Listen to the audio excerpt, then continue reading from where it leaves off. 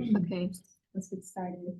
Hello, everyone. Thank you for coming to the Women's Wellness Workshop today. I appreciate our in-person participants and also those of you online. So yeah, let's go ahead and get started. And people online can hear me okay? You can just give me a thumbs up if you can hear everything okay. All right, great. All right, so just a brief introduction about myself. Hello, my name is Karina. I'm currently an undergraduate student at the University of San Francisco studying biology. And outside of obviously this internship and work and school, I really enjoy going to the gym, going hiking, new hiking spots, listening to different types of music, also trying new food spots. I'm a huge foodie. And so especially if you want any food recommendations in the city, I also live in the city, so I can offer you some tips there. I love getting to travel and just expose myself to just different experiences overall. And also, I'd like to offer up introduction to the Sidra team that helped make this workshop possible. So we can go around. I mute myself.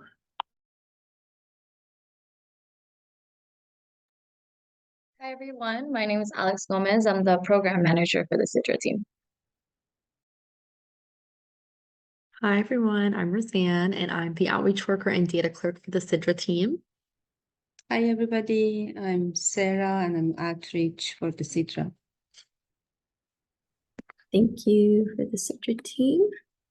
So before we get started, I'd like again to give a huge thank you to DHGI for helping me put this together, and the Sidra team who's given me lots of great feedback. So they've heard me talk about this workshop plenty of times, and also to the Behavioral Health Department of Alameda County Health, and also the Mental Health Services Act. All right, and just a brief introduction about Sidra. Maybe you've seen on our flyer, you've heard about us through DHDI in general. Sidra is a community wellness program that just works to increase healthcare access and promote mental health services to underserved and marginalized communities.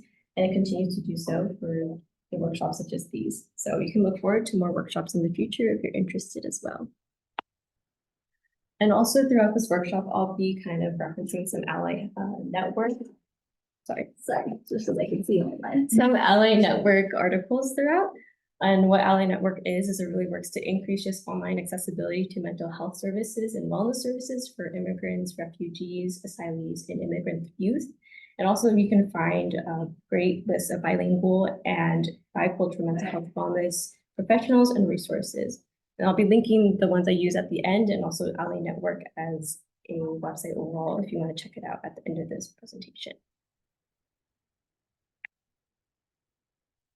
And so before we start, I have some learning goals I hope that you guys can take away by the end of today. That being an improved understanding of what wellness is and why it's important. And also, hopefully we were able to learn some basic wellness strategies and be able to incorporate at least one of those wellness strategies. And if maybe you don't feel it's applicable, maybe you know somebody that would like to use it, or you think they'll be able to incorporate it as well. Any questions before I move on? And online people can still hear me okay? Okay, I think we're all good. All right, so before we begin, I kind of want to... Oh yeah, and if you have questions for those of you online, you can enter them in the chat if you're not comfortable unmuting as well. All right. So sort of to establish what does wellness entail, because it can be a very broad term, and in it itself, it kind of is. But when I was putting this presentation together, I really, for myself, thought about the mind and the body. A lot of it's really interconnected when it comes to, let's say, when we're really stressed out about something, maybe we get stomach aches or we just don't feel comfortable. So there's a lot of correlation between the mind and the body. But things that can also factor our overall wellness and health overall are things maybe like work or occupation. So let's say we're overwhelmed with work, or maybe we're underwhelmed with work. We feel maybe we're not being challenged enough, we're not satisfied with that. That impacts not only our physical health, maybe because we're skipping meals to accomplish these tasks, but maybe we're unsatisfied with our level of what we do at work. Maybe it's our social life, it also impacts our wellness. Maybe there's a lot of social demands that, oh, I have to go to this birthday party, or I have to go to this family event, or maybe you feel isolated. You're not being exposed to enough socialization and family around you. So these are all things that can impact you. And I want to kind of debunk this idea of wellness is, meditation and candles all the time. There are a lot of different factors that entail wellness. Okay, and so now that we've established, what kind of wellness is and what it can kind of entail, why is women's wellness even important? I think it's really easy to kind of write it off. It's a very general term, right? But I want to kind of talk about wellness as a prevention and also a form of management, right? One of the things we want to manage and prevent, the huge thing is stress, right? We hear like, oh, I'm stressed at work, or I'm stressed with school, or I'm stressed with family. And it's easy to write it off as normal, like to normalize it in our day-to-day. But things that stress can lead to, this is just a very short list, but things like high blood pressure, heart disease, anxiety, and depression. That's just the surface level. And we want to be able to properly not only prevent, but if it does happen, we'll want to be able to manage it well. And sort of to take on further emphasis and more biological importance and standpoint on why women's wellness in particular is really important, is stress can change and damage your DNA. Because like the DNA I have is what determines like my black hair, my brown eyes, my height, maybe susceptibility to certain cancers through family history. And so stress can change your DNA. It can make you more susceptible to disease and other factors in your life. So for example, maybe stress ends up confusing your DNA, damages it, and your body makes this protein all of a sudden that can cause that disease, maybe lead to tumors or excessive growth that we don't want. And say that you're thinking, okay, it's just affecting you. But let's say for someone like myself, if I want to have a family in the future, putting myself in a situation with severe stress or chronic stress can impact like the future child I may want to have. And even so, if you're pregnant as well, if you're undergoing severe stress, traumatic stress, or anything that causes those really extreme events in your life that obviously impact you traumatically, mentally, physically, whatever it may be, impacts not only you, your future child, but also the capacity to affect your future grandchildren. So it's really important that we take care not only of ourselves for us, but also maybe our potential future that we want to have.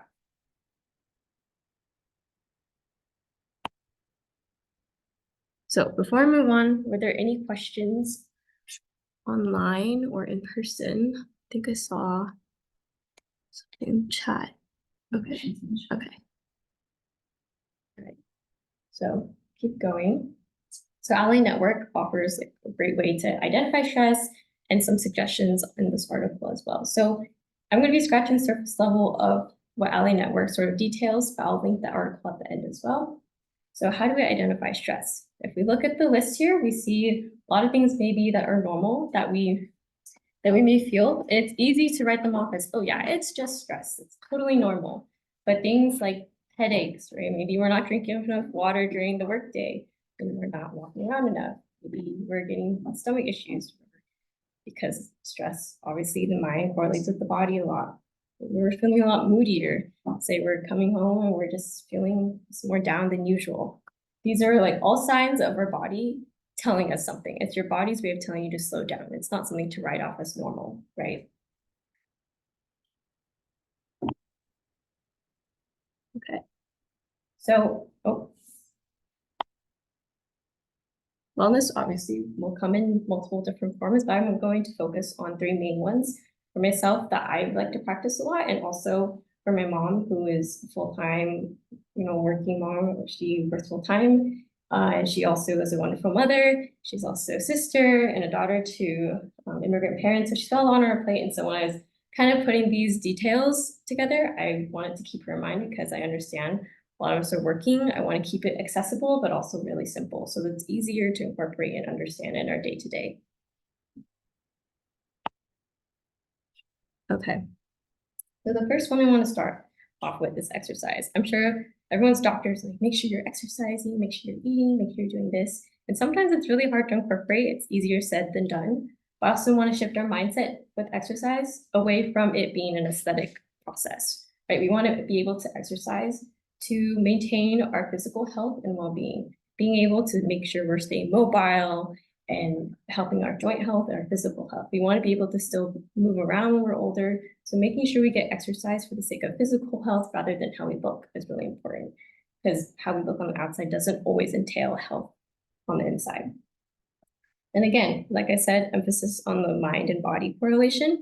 When we exercise, we release dopamine and endorphins. And what those are just happy signals in our body. They're going to help us be happy, and then also help us with our bodily systems just run smoothly, right? And again, especially if you're a pregnant individual, it's really important to stay moving as there's an increase in food intake, blood flow, everything's changing. So making sure you do mild exercise. It doesn't have to be where you're panting and sweating and out of breath, but just mild exercise to get blood flowing to lower your risk of diabetes during pregnancy is really important. And if you're not pregnant and say you're still menstruating, it seems counterintuitive. I'm sure you heard this, but just general movement when you're menstruating can help alleviate pain and cramps. It's just going to help your cycle overall. And another part I want to kind of talk about or destigmatize is muscle on women. Sometimes maybe in the media, it can be painted as muscle on women is not feminine, it's not pretty. But aside from all that, muscle is actually really good, especially for women. Part of it being we have more muscle mass or just muscle in general, it's going to help us use up sugars that we can take, any excess sugars. So it's going to lower our risk of diabetes, right? Because me standing here is taking muscle contraction, using up energy, using up sugars. So making sure you're moving around is great. And also muscle will help us build up bone density. It puts on good type of stress on our bones to build up that density. Not only is this important as we get older, because aside from men don't have high levels of estrogen as women do, right?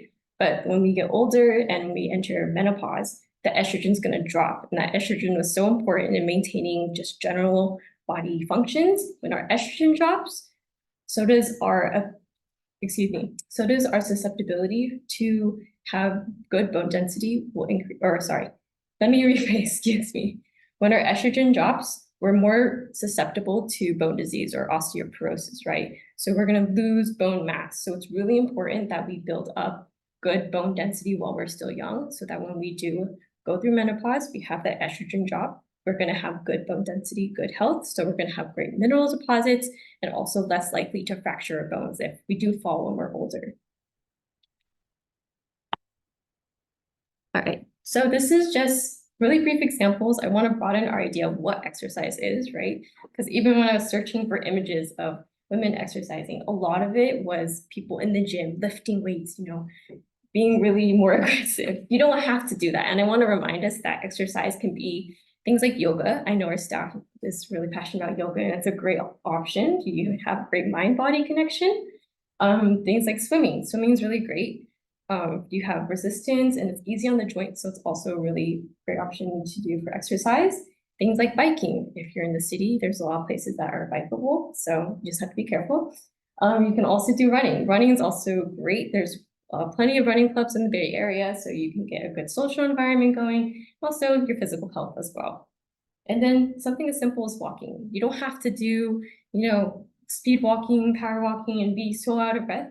Any sort of mild movement is going to be really great for you, and at least 30 minutes of it is recommended. So again, just a reminder that you don't have to go to the gym to get your workout in, to consider it as exercise. I want to remind us that different types are accessible and you can do even in your house. You can do laps maybe in the apartment. Totally okay. All right. If you guys are comfortable and you'd like to join me in this quick demo here, these are some kind of easy exercises you can do together. You can do seated or wherever is comfortable. And those of you online, I hope you can see maybe the pictures give enough instruction, but I'm gonna stand or thank you. You can do this seated down or whatever's comfortable for you. So I know a lot of us work in maybe office settings or things that require us to sit down for long periods of time, especially if you're a student or you just work in your 9 to 5. The first one here, we're gonna stretch out our hips. And if you're able to do this, great. If you don't feel comfortable or you don't want to, that's also okay. You can just kind of watch. So first, let's do our left foot planted on the floor, right? So get that seated comfortably. Take our right foot and we're gonna cross it over our left leg here. And it helps if you sort of flex your right foot so you get a better stretch. So once you're kind of comfortable, you can kind of slowly go forward as much as you can or as much as comfortable for you. You feel a good stretch in your right hip. You kind of do this a few times. All right, and we can go ahead and do the same thing on our other leg. So your right foot planted on the floor, right? And bring your left foot across your right leg. Again, if you want a deeper stretch, you can flex your left foot. We'll slowly go down and feel the stretch in our left hip. That's really great to do, especially if you're sitting for long periods, especially if we're commuting or in the office chairs. Okay. Next one we can do, again, a lot of us work on computers or we're on our phones a lot. So go ahead and just kind of get seated comfortably. Bless you. What we're gonna do is take our right hand.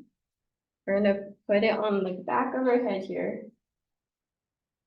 We're gonna slowly look down to our right side. Just gently angle it. You should feel a gentle stretch on your left side of your neck. Don't pull too hard, but just till it's comfortable, you can feel the stretch. So feel free to go extra slow so you can feel it. Okay. And we'll do the same thing. We're gonna take our left hand and put it on the back of our head here.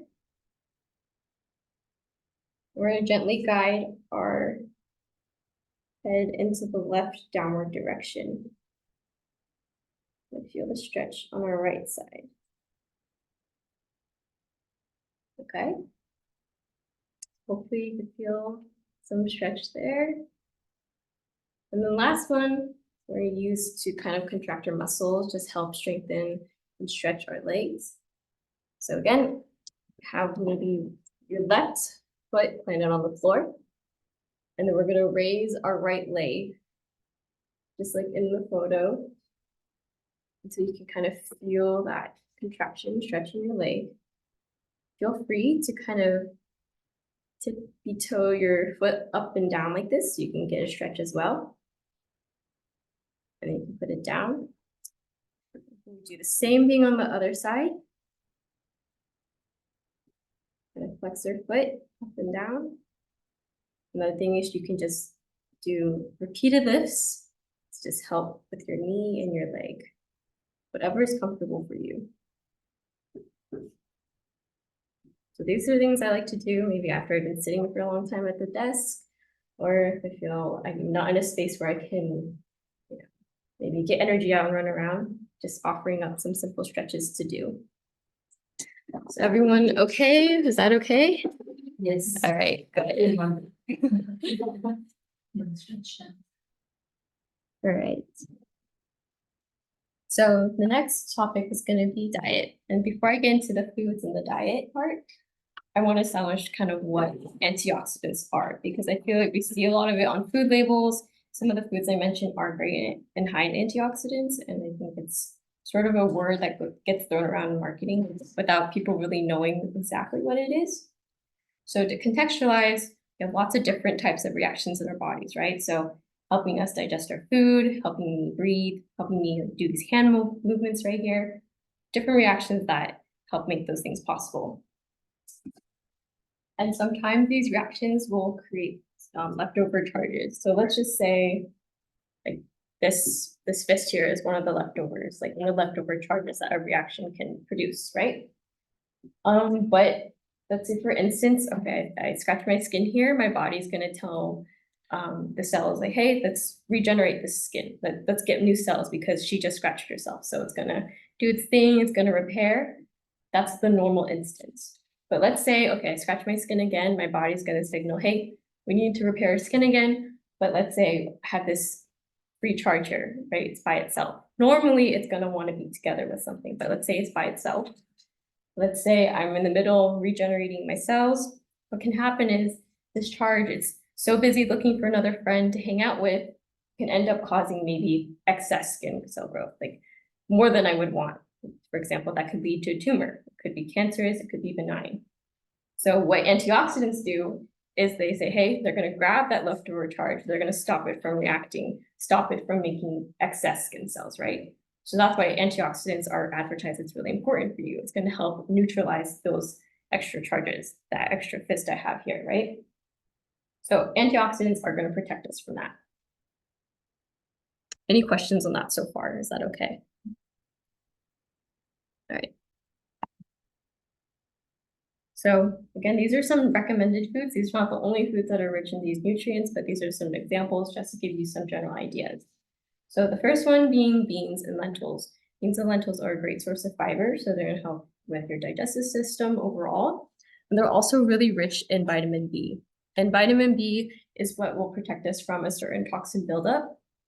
In particular, a toxin that has the capacity to affect our mood negatively. And so vitamin B is going to help break down this toxin. Therefore, it's going to be really important that we get vitamin B for a better mood. So next on the list is dark chocolate and nuts. They're both really high in zinc, and zinc is known to be really important in brain cell health, having good signals, and just overall cognitive health. What I mean by this when I say better signals is, for example, it's gonna help me maybe move my hand a lot better, like more sharper movements, help alleviate brain fog. When we have clearer and sharper signals, it's gonna help us with our mind and overall body.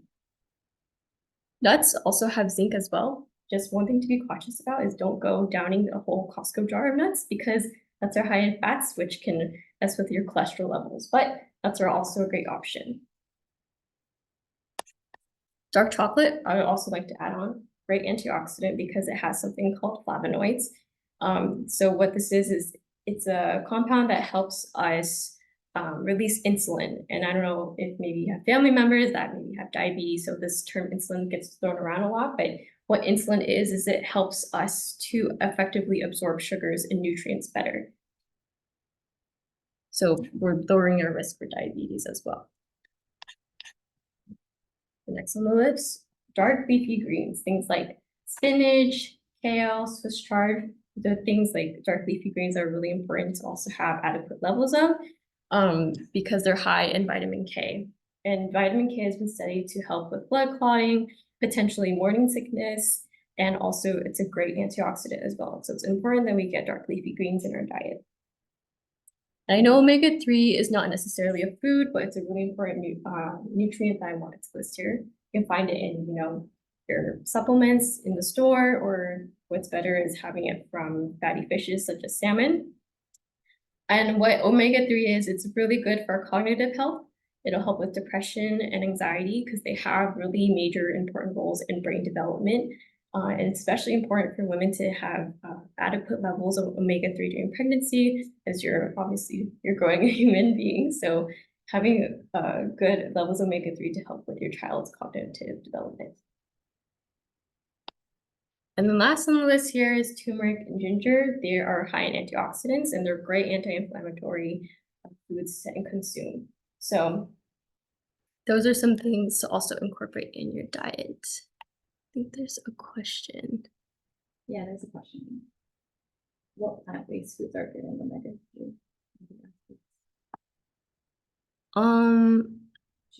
Chia seeds, Roseanne says. Oh, Sarah says. The chia seeds are a great plant-based option if you are vegetarian or vegan. I'm not sure if there are any else, if you know.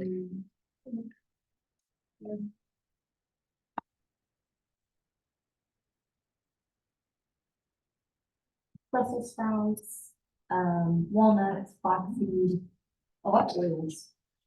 Oh yeah, flaxseed oil. Do you want to type those in the chat so they can also read it? Thank And you. walnut. And walnuts.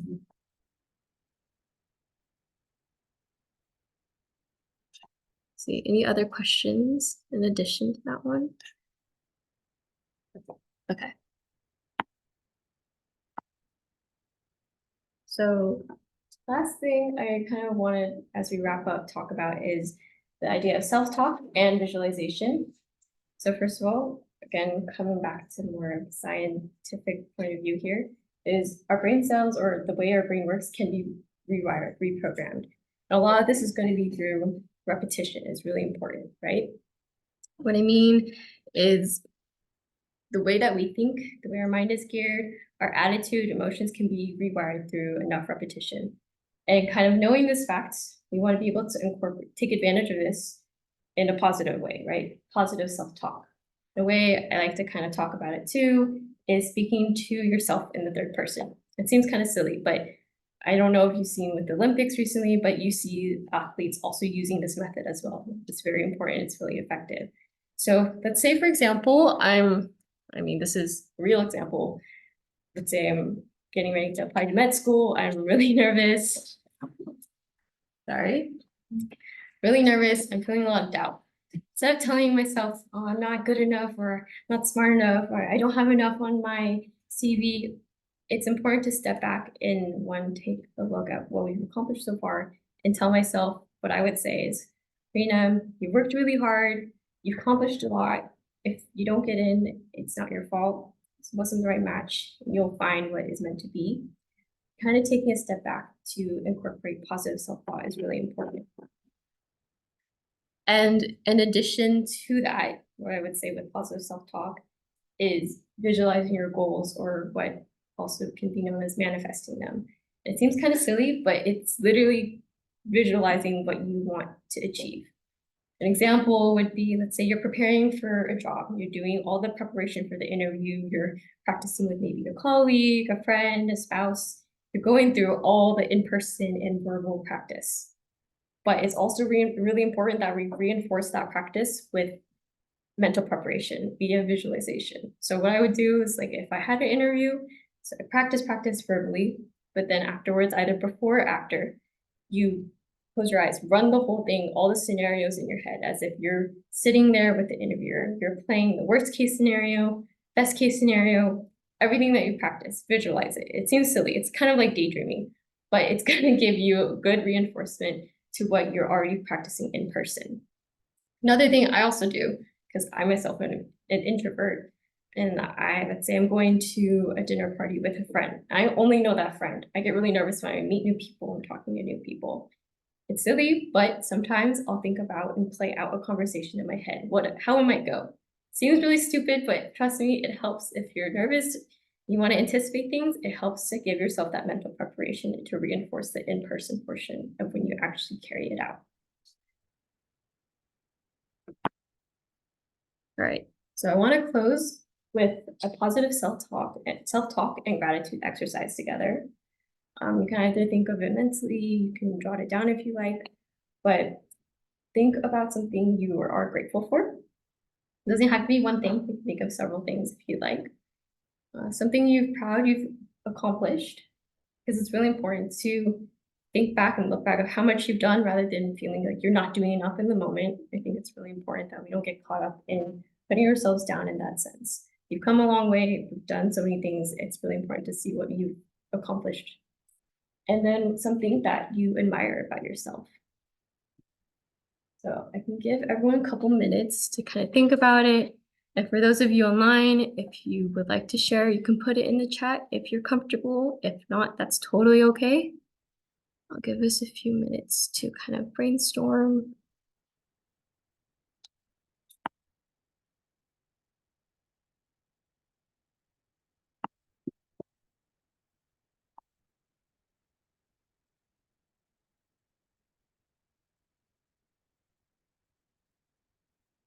And for those of you online, if you've thought of something, you can go ahead and give a thumbs up.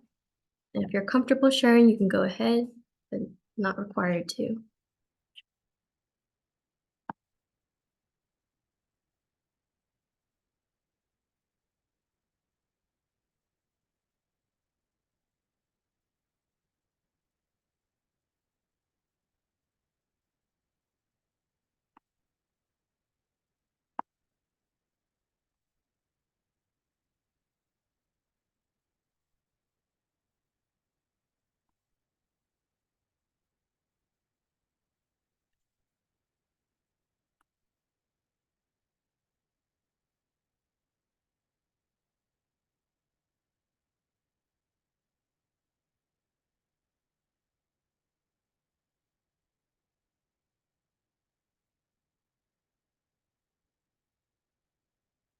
Okay.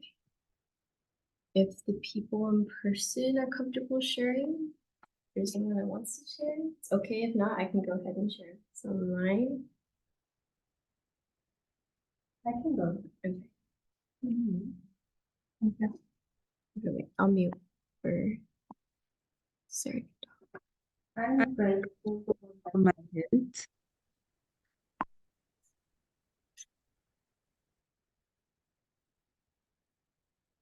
You don't have to go through all of them, so you can just answer one of them if you need it.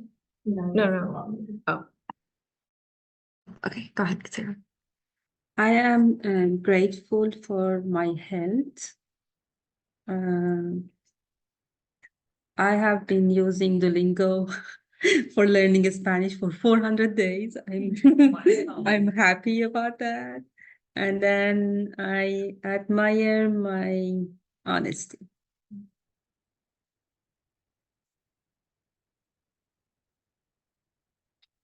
I guess since I'm already unmuted, I can share as well. Something that I'm proud that I accomplished was actually today. I was listening to a holy podcast instead of music. So I've been trying to lessen my amount of music listening because it's a goal of mine for religious purposes. But that was something I was proud that I did today.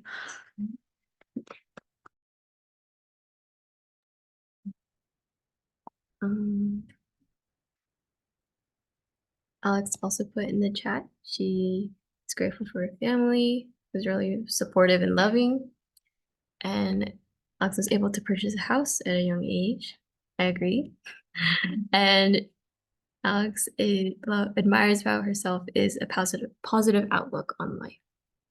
Thank you for sharing. Okay. I can go ahead and share some too. Something I'm grateful for is family and friends that I have, and also this amazing team that helped really refine this workshop and gave me lots of great feedback. Something I'm proud that I've accomplished.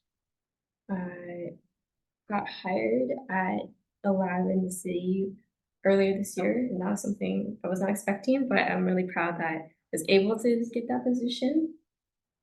And something I admire about myself is I would say I'm very open-minded. Love getting to have new experiences just because it comes from a place of, obviously having people put me in a box before. So being able to explore and hear people's stories and being open-minded about that is something I admire and really work to tailor and also improve over time.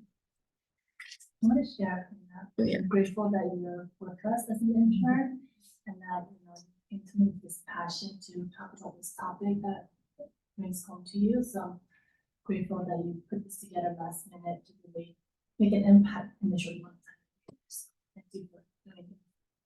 Really grateful you talked about, pregnancy, the food I should be eating and things like that. I know you tailored it from me too. So thank you for paying for time of year. Thank you for giving me the opportunity. Okay. So we're ending. Here are the additional resources I talked about. I don't know, I could probably send out this PowerPoint out later to both people online and in person who registered, and also this QR code, but I can go ahead and send out the resources kind of I reference throughout that we're Ally Network. Again, I hope at the end of this workshop that you have just a generally improved understanding what wellness is, why it's important, and that we've learned some strategies that hopefully we'll be able to incorporate one way or another, even if it's small, or if not, that's also okay. I hope you just learned something new. And again, I want to give another thank you to DHTI and the Sidra team. And again, this workshop was made possible through the Behavioral Health Department and also Mental Health Services Act. So again, another thank you to you guys. So yeah, I'd like to say thank you for those who attended online and in person. If there are any questions, welcome them now, if you have any. I wanted to say thank you to you. I learned a lot. Thank you. I'm glad. Even if it's a little, I hope you learned something new or maybe a positive reinforcement of what you might have already known. And people online, feel free to drop questions in the chat or unmute if you have any comments or questions as well. not necessarily a question, but I just wanted to say well done in your explanation of like concepts like antioxidants. I've had a lot of people explain health terms in different ways over the years, but I liked your visual and like I feel like you explained it really well and made a complex scientific concept really simple and accessible to people outside of the space. I'm glad. Yeah, that's definitely something with family members. Oh, it's high in antioxidants, but do you know what it is? And I think it's hard sometimes to explain that to someone who maybe isn't formally studying, science. So I'm glad that helped, or it was a good explanation. Very well done. Do you want to set the meeting? Yeah, the full workshop. Yes. Great, now, Thank you.